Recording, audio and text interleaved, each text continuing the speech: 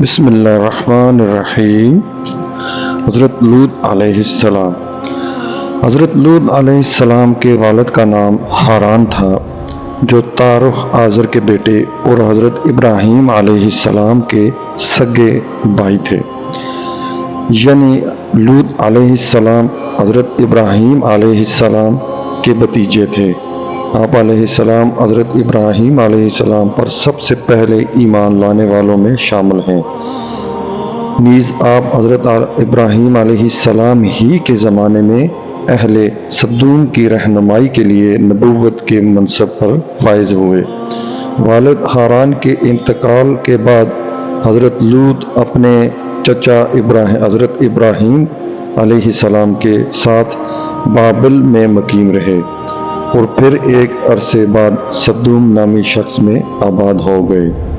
دنیا کی خوبصورت ترین بستیاں سدوم کے آس پاس 5 نہایت خوبصورت شہر آباد تھے، جن میں سے ہر ایک کی آبادی 1,00,000 نفوس سے زیادہ ہی تھی۔ یہ علاقے نہایت سرسبز و شاداب اور قدرت کے بیاضی کا حسین شاہکار تھے۔ باغات کی کثرت تھی تو لہلہاتے کھیت یہاں کے باسیوں کی ضروریات سے کہیں زیادہ تھے، اور یہی وجہ تھی کہ قرب و جوار کی بستیوں کے باسی بھی اپنی معاشی و غذائی ضروریات کے لیے ان بستیوں کا رخ کیا کرتے تھے۔ مگر یہ بات ان بستیوں کے لوگوں کو بالکل بھی پسند نہ تھی۔ ان کے خیال میں ان کی بستیوں میں پیدا ہونے والے پھلوں، اناج اور سبزیوں پر صرف ان ہی کا حق ہے۔ ان کی شدید خواہش تھی کہ وہ دوسری بستیوں کے لوگ ان کے علاقوں میں نہ آئیں، لیکن یہ انہیں منع کرنے سے بھی ڈرتے تھے۔ فعل بد کی ابتدا۔ جب کوئی قوم اللہ کی دی ہوئی نعمتوں کا شکر ادا کرنے کے بجائے غرور و تکبر اور عادات بد میں مبتلا ہو جائے تو ایسے لوگوں کے دل و دماغ پر شیطان قابض ہو جاتا ہے اور پھر یہ ابلیس کے نقش قدم پر چلنے لگتے ہیں۔ ایک دن بستی کے لوگ باہر سے آنے والوں کو روکنے کے طریقہ کار پر غور و خوض کر رہے تھے کہ ابلیس ایک بزرگ کی شکل میں ان کی محفل میں آیا اور کہا، اگر تم ان سے پیچھا چھڑانا چاہتے ہو تو میرے کہنے پر عمل کرو۔ اجنبی بزرگ کی یہ بات سب نے نہایت توجہ سے سنی اور طریقہ بتانے پر اصرار کیا۔ ابلیس نے کہا کہ کل بتاؤں گا۔ دوسرے دن وہ ایک خوبصورت نوعمر لڑکے کے بیس میں آیا اور انہیں اپنی عورتوں کے بجائے مردوں کے ساتھ فعل بد کرنا سکھایا۔ اس طرح ابلیس کے کہنے پر اس بدکاری کی موجد یہی ملعون لوگ تھے۔ انہوں نے شیطان کی ایما پر ایک ایسا گناہ ایجاد کیا جس کا اولاد آدم میں اس سے پہلے کسی کو خیال تک نہیں آیا تھا۔ یہی وہ وقت تھا کہ اللہ تعالیٰ نے حضرت لوط علیہ السلام کو نبی بنا کر اس قوم کی اصلاح کے لیے بھیجا۔ حضرت لوط علیہ السلام نے ان کو توحید کی دعوت دی اور بیہودہ حرکات سے منع فرمایا۔ قرآن پاک میں اللہ تعالیٰ فرماتا ہے، اور لوط کو یاد کرو جب انہوں نے اپنی قوم سے کہا کہ تم بے حیائی کے کام کیوں کرتے ہو؟ کیا تم عورتوں کو چھوڑ کر لذت حاصل کرنے کے لیے مردوں کی طرف مائل ہوتے ہو؟ حقیقت یہ ہے کہ تم احمق لوگ ہو۔ سورۃ نمل 54-155۔ حضرت لوط علیہ السلام اپنی قوم کی عادت بد کی وجہ سے بڑے فکر مند رہتے اور دن رات انہیں نصیحت و تبلیغ کرتے رہتے، لیکن قوم پر اس کا کوئی اثر نہ ہوا، بلکہ وہ مزید ڈٹائی اور ہٹ درمی کے ساتھ فخریہ انداز میں یہ کام کرنے لگی۔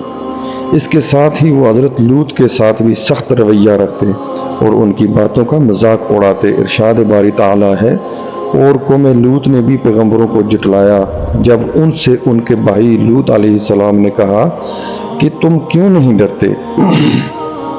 میں تو تمہارا امانت دار پیغمبر ہوں، تو اللہ تعالیٰ سے ڈرو اور میرا کہنا مانو، اور میں تم سے اس کام کا بدلہ نہیں مانگتا۔ میرا بدلہ اللہ رب العالمین کے ذمہ ہے۔ کیا تم اہل عالم میں سے لڑکوں پر مائل ہوتے ہو؟ اور تمہارے پروردگار نے جو تمہارے لیے بیویاں پیدا کی ہیں ان کو چھوڑ دیتے ہو؟ حقیقت یہ ہے کہ تم حد سے نکل جانے والے ہو۔ سورۃ الشرح۔ انہیں حضرت لوط علیہ السلام کا سمجھانا برا لگتا تھا، چنانچہ انہوں نے صاف صاف کہہ دیا کہ اگر تم ہمیں اس طرح برا کہتے رہے اور ہمارے کاموں میں مداخلت کرتے رہے تو ہم تم کو اپنے شہر سے نکال دیں گے۔ قرآن پاک میں ارشاد ہے، وہ کہنے لگے اے لوط اگر تم باز نہ آؤ گے تو ہم تم کو شہر بدر کر دیں گے۔ عذاب الہی کا مطالبہ۔ حضرت لوط علیہ السلام مایوس ہونے کے بجائے قوم کو راہ راست پر لانے کی جد و جہد میں مصروف رہے، لیکن وہاں تو کیفیت ہی یہ تھی کہ مرض بڑھتا گیا۔ جو دوا کی یعنی جتنا حضرت لوط انہیں اللہ تعالیٰ کے عذاب سے ڈراتے وہ اتنا ہی ان کا مسخر اڑاتے۔ پھر ایک دن انہوں نے خود ہی عذاب الہی کا مطالبہ کر دیا۔ اللہ تعالیٰ نے انہیں اب تک دردناک عذاب سے محفوظ رکھا تھا اور بدترین فحاشی اور بدکاری کے باوجود انہیں ڈھیل دی جا رہی تھی، لیکن اب انہوں نے خود ہی عذاب کی فرمائش کر دی اور بولے اے لوط علیہ السلام اگر تم سچے ہو تو ہم پر عذاب لے آؤ۔ قوم کے اس مطالبے کے بعد حضرت لوط علیہ السلام کو یقین ہو گیا کہ اللہ تعالیٰ نے ان کے دلوں پر مہر ثبت کر دی ہے اور یہ اب راہ راست پر آنے والے نہیں، لہٰذا انہوں نے نہایت بے بسی کے عالم میں اللہ عز و جل کے سامنے ہاتھ پھیلا دیے اور دعا کی اے میرے پروردگار ان مفسد لوگوں کے مقابلے میں میری نصرت فرما۔ حضرت ابراہیم علیہ السلام کے گھر فرشتوں کی آمد۔ اللہ تعالیٰ نے اپنے نبی کی دعا قبول فرمائی اور اپنے خاص فرشتوں کو دنیا کی طرف روانہ کر دیا۔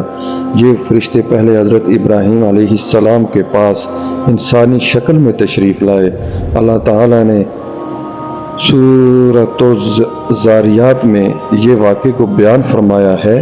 ان آیات کی تفسیر کچھ یوں ہے کہ جب فرشتے ان کے پاس آئے تو سلام کیا، انہوں نے بھی جواب میں سلام کہا۔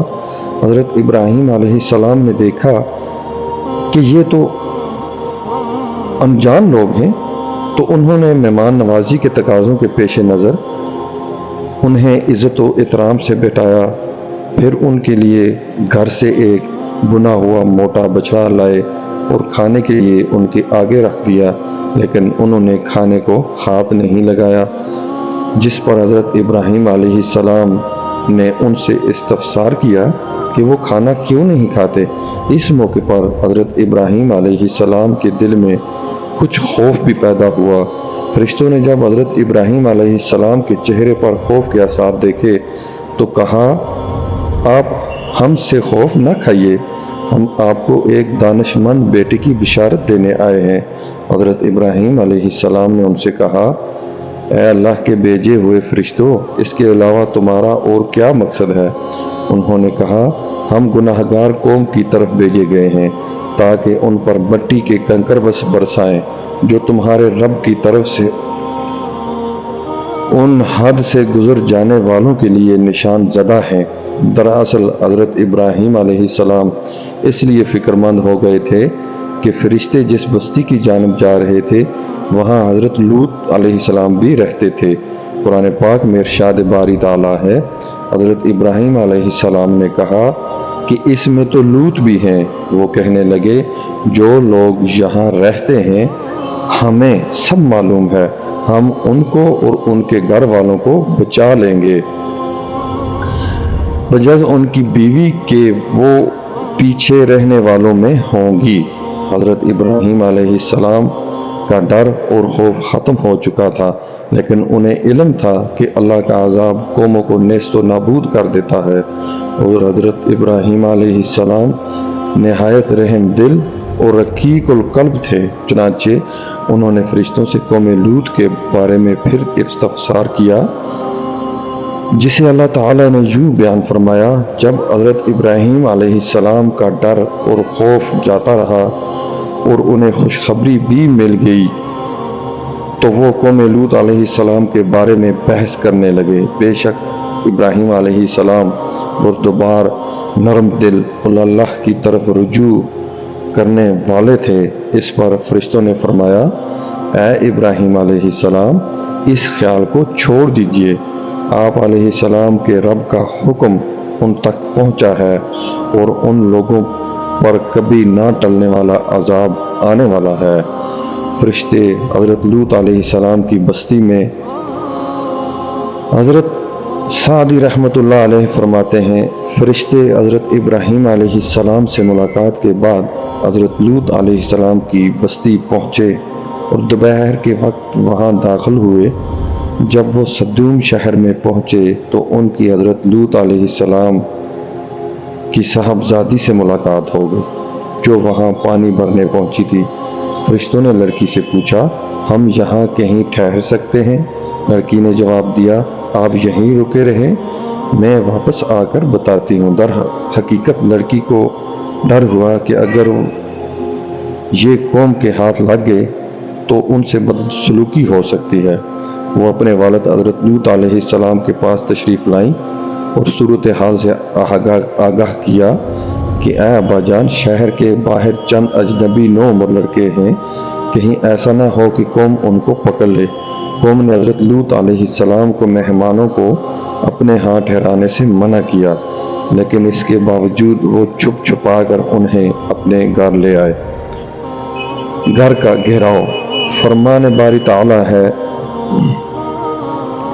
اور جب ہمارے فرشتے لوط علیہ السلام کے پاس آئے تو وہ ان کے آنے سے غمناک اور تنگ دل ہوئے اور کہنے لگے کہ آج کا دن بڑی مشکل کا دن ہے۔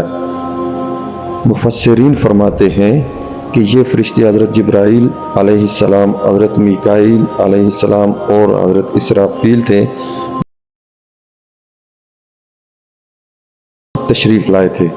حضرت لوط علیہ السلام نے جب ان خوبصورت نوعمر لڑکوں کو دیکھا تو سخت گھبراہٹ اور پریشانی میں مبتلا ہو گئے۔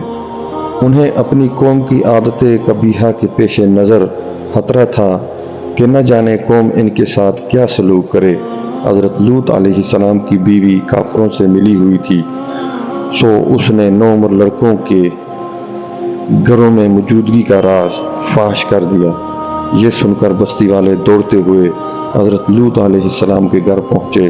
قرآن پاک میں ارشاد ہے، اور جب قوم دوڑتی ہوئی ان کے پاس پہنچی، یہ لوگ پہلے ہی سے برے کام کیا کرتے تھے، تو لوط علیہ السلام نے کہا، اے قوم، یہ جو میری قوم کی لڑکیاں ہیں یہ تمہارے لیے جائز اور پاک ہیں، اللہ سے ڈرو اور مجھے میرے مہمانوں کے بارے میں رسوا نہ کرو۔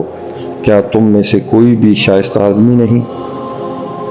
حضرت لوط علیہ السلام کی بات سن کر وہ لوگ بولے، اے لوط علیہ السلام، کیا ہم نے تم کو سارے جہاں کی حمایت اور طرفداری سے منع نہیں کیا تھا؟ اور تم بخوبی واقف ہو کہ ہمیں تمہاری بیٹیوں سے کچھ حاجت نہیں، اور ہماری اصل چاہت ہے اس سے تم بخوبی واقف ہو۔ قوم لوط کے اس بے شرمانہ جواب سے اندازہ لگایا جا سکتا ہے کہ وہ فعل بد میں کس حد تک مبتلا ہو چکی تھی۔ مفسرین لکھتے ہیں کہ جب حضرت لوط علیہ السلام کی قوم ان کے گھر کی طرف دوڑتی ہوئی آئی تو لوط علیہ السلام نے گھر کے دروازے بند کر لیے اور ان نوجوانوں کو ایک کمرے میں چھپا دیا۔ بدکار مسلح لوگوں نے آپ کے گھر کا گھیراؤ کیا ہوا تھا، اور ان میں سے کچھ لوگ گھر کی دیوار پر بھی چڑھنے کی کوشش کر رہے تھے۔ حضرت لوط علیہ السلام اپنے مہمانوں کی عزت کے خیال سے بہت زیادہ گھبرائے ہوئے تھے، چنانچہ اس بے بسی کے عالم میں ان کے منہ سے نکلا، اے کاش مجھ میں تمہارے مقابلے کی طاقت ہوتی یا کسی مضبوط قلعے میں پناہ پکڑ سکتا۔ عذاب کی ابتدا فرشتے یہ سب منظر دیکھ رہے تھے۔ جب انہوں نے حضرت لوط علیہ السلام کی بے بسی اور پریشانی کا یہ عالم دیکھا تو حقیقت سے پردہ اٹھاتے ہوئے یوں گویا ہوئے، اے لوط علیہ السلام، ہم تمہارے رب کے بھیجے ہوئے فرشتے ہیں، یہ لوگ ہرگز تم تک نہیں پہنچ سکیں گے۔ کچھ رات باقی رہے تو اپنے گھر والوں کو لے کر چل دو اور تم میں سے کوئی شخص پیچھے مڑ کر نہ دیکھے۔ مگر تمہاری بیوی کی جو آفت ان پر پڑنے والی ہے وہی اس پر پڑے گی۔ ان کے عذاب کے وعدے کا وقت صبح ہے، کیا صبح کچھ دور ہے؟ مفسرین لکھتے ہیں کہ حضرت لوط علیہ السلام حقیقت حال جان کر مطمئن ہو گئے اور اپنے اہل خانہ کے ساتھ رات ہی کو نکل کھڑے ہوئے۔ بیوی بھی ان کے ساتھ تھی، لیکن کچھ دور جا کر وہ واپس اپنی قوم کی طرف پلٹ گئی اور قوم کے ساتھ جہنم رسید ہو گئی۔ قوم حضرت لوط علیہ السلام کے گھر کا دروازہ توڑنے پر بضد تھی، چنانچہ حضرت جبرائیل علیہ السلام نے گھر سے باہر نکل کر اپنے پر کا ایک کونا انہیں مارا، جس سے ان سب کی آنکھوں کے ڈیلے باہر نکل آئے اور بصارت زائل ہو گئی۔ یہ خاص عذاب ان لوگوں کو پہنچا جو حضرت لوط علیہ السلام کے پاس بدنیتی سے آئے تھے۔ صبح عذاب عام میں پوری قوم تباہ ہو گئی۔ قرآن کریم میں ارشاد ہے، اور انہوں نے لوط علیہ السلام سے ان کے مہمانوں کو لینا چاہا تو ہم نے ان کی آنکھیں اندھی کر دیں۔ قوم لوط نیست و نابود کر دی گئی۔ ابھی صبح کا آغاز ہی ہوا تھا کہ اللہ تعالیٰ کے حکم سے حضرت جبرائیل علیہ السلام نے بستی کو اپنے پر سے اکھیڑا اور پھر اپنے بازو پر رکھ کر آسمان پر چڑھ گئے، حتیٰ کہ آسمان والوں نے بستی کے کتوں کے بھونکنے اور مرغوں کے بولنے کی آوازیں سنی۔ پھر اس بستی کو زمین پر دے مارا، جس کے بعد ان پر پتھروں کی بارش ہوئی۔ ہر پتھر پر مرنے والے کا نام لکھا ہوا تھا۔ جب یہ پتھر ان کو لگتے تو سر پاش ہو جاتے۔ صبح سویرے شروع ہونے والا یہ عذاب اشراق تک پوری بستی کو نیست و نابود کر چکا تھا۔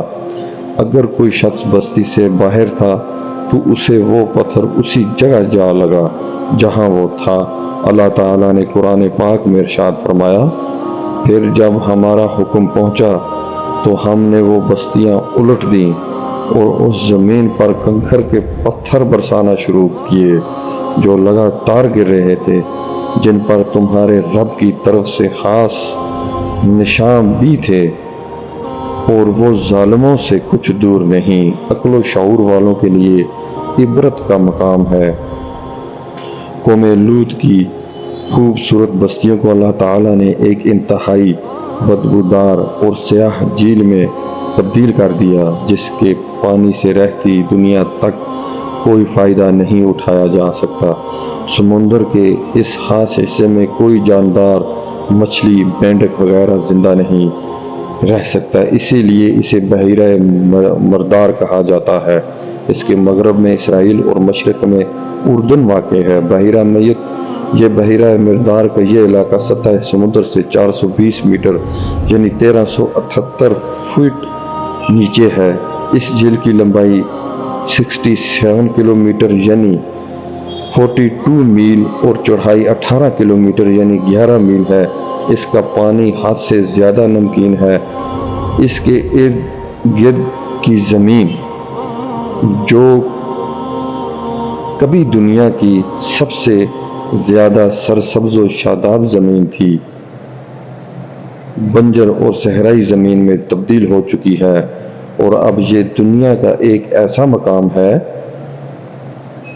کہ جہاں زندگی پنپ نہیں سکتی۔